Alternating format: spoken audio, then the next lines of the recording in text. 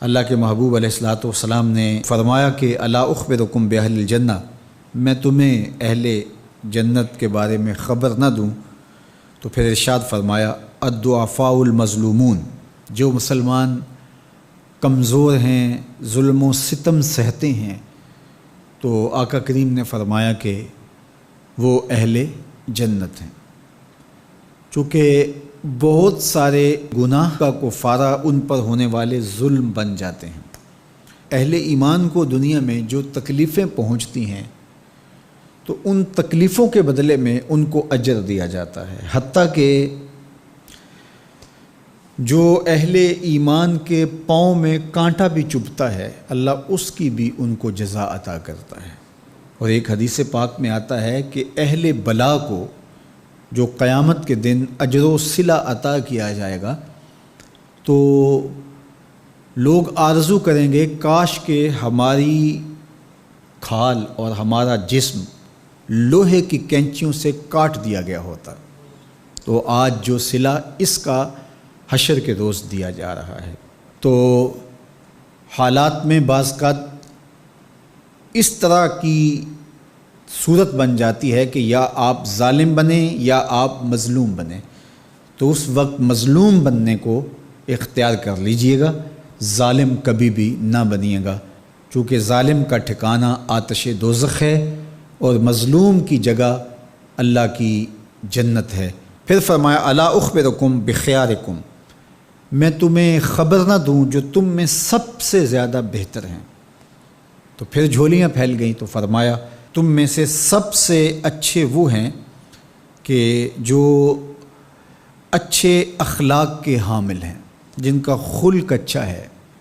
جن کے رویے خوبصورت ہیں۔ اور پھر آقا کریم علیہ السلام نے فرمایا الا انبئکم بشرارکم، میں تم میں سے جو شریر ترین لوگ ہیں ان کی خبر دوں، السرسارون المتشدقون المتفہقون، یہ وہ لوگ ہیں کہ جب مجلس ہو رہی ہو تو سب لوگوں کو برابر بولنے کا حق ہوتا ہے، اور کچھ لوگ تکبر کی وجہ سے بولتے ہی رہتے ہیں اور وہ سمجھتے ہیں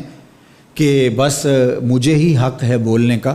اور وہ کسی کو موقع نہیں دیتے، اور کوئی بولے تو پھر اس کی بات کاٹ کے بولنے لگ جاتے ہیں۔ المتشدقون المتفہقون، یہاں وہ لوگ مراد ہیں کہ جو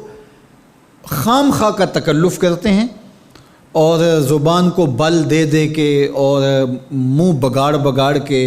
مشکل لفظ بول کے اصطلاحات بول کے لوگوں پر اپنے علم کا رعب جمانے کے لیے کہ میں بڑا بلیغ ہوں اور بڑا فصیح ہوں، اور اسی طرح کچھ لوگوں کو یہ بڑا ہوتا ہے کہ وہ فرنگی زبانیں جانتے ہیں، تو وہ عام دیہاتی لوگوں کے ساتھ بھی گفتگو کریں تو وہ مشکل سے مشکل الفاظ بولتے ہیں، جبکہ وہ بیچارے تو سادی زبان سمجھنے سے بھی قاصر ہوتے ہیں۔ تو یہ کوئی دانش مندی نہیں ہوتی کہ آپ جو ہے وہ بھاری بھرکم الفاظ بول کر کسی کے اوپر جو ہے وہ رعب جما رہے ہوں، تو یہ بات نہیں ہوتی۔ جب بات کریں آپ تو جس طرح کے لوگ ہوں اس طرح کی بات کی جائے اور اس طرح کی مثالیں ان کو دی جائیں۔ قرآن مجید میں اللہ تعالیٰ نے فرمایا کہ وہ اس بات پہ شرم نہیں اللہ کرتا کہ وہ تمہیں مچھر کی مثال دے، مچھر کی مثال دے کر کہ اگر تمہاری بات سمجھ میں آتی ہے، اور مکڑی کے جالے کی مثال دے کہ اگر تمہاری بات سمجھ میں آتی ہے تو اچھی بات ہے۔ دیکھو چھوٹا بچہ ہو دودھ پیتا ہو تو اس کو یخنی تو نہیں پلائی جاتی، اس کا معدہ خراب کرنا ہے، وہ برداشت نہیں کر سکتا، اس کو وہ دیا جائے جو وہ برداشت کر سکتا ہے۔ اس لیے آپ کے مخاطبین کس طرح کے ہیں؟ کلم الناس علی قدر عقولہم لا علی عقولکم، میرے اور آپ کے آقا و مولا نے فرمایا جب بات کرو تو لوگوں کے فہم کے مطابق کرو، اپنے فہم اور اپنی عقل کے مطابق نہ کرو۔ علامہ اقبال علیہ رحمہ کی شاعری اور ان کا خوبصورت ادب اگر آپ دیکھیں تو اہل علم کے لیے سوغات ہے، لیکن جب چھوٹے بچوں سے مخاطب ہوتے ہیں تو پہاڑ اور گلہری کے نام سے نظم لکھتے ہیں، جگنو کے نام سے نظم لکھتے ہیں، اور بکری کے نام سے نظم لکھتے ہیں، تو یہ ان کے مزاج کے مطابق بات ہوتی ہے۔ تو یہ حسن ہوتا ہے، اصل فصاحت ہے ہی یہ ہے کہ کس سے کس طرح بات کرنی ہے۔ تو میرے اور آپ کے آقا و مولا نے فرمایا کہ یہ شریر لوگ ہوتے ہیں۔